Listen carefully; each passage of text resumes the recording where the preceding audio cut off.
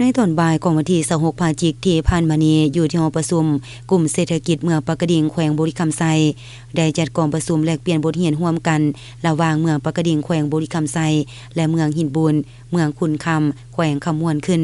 เมืองปากกดิ่งเป็นเกียรติเข้าร่วมของทานบุญครบจันทวงศ์เลขาคณะบริหารงานภาคเมืองคุณคำมีทานวรรณหงษ์ธรรมวงศารองประธานคณะกรรมการปกครองเมืองและเมืองหินบุญมีทานนิกรขุดมณีประธานคณะกรรมการปกครองเมืองพร้อมด้วยการนำของแต่ละเมืองเข้าร่วม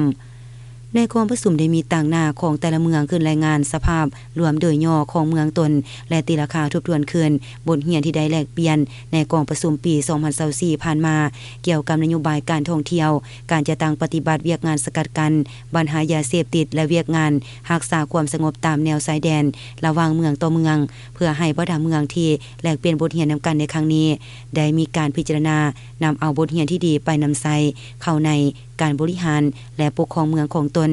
แน่สาเหตุให้เวียกงานแต่ละด้านของ3เมืองได้รับการชี้นำพาอย่างแข็งแรงและมีการร่วมมือกันแบบรอบด้าน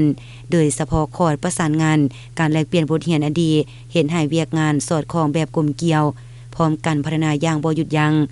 และในโอกาสที่ได้พบปะแลกเปลี่ยนบทเรียนนำกันครั้งนี้ก็ยังได้มีกิจกรรมการแข่งขันกีฬาบานเตะและกีฬาเปตังเพื่อหัดแน่นความสามัคคีไมตรีจิตมิตรภาพของ3เมืองตื่มอีก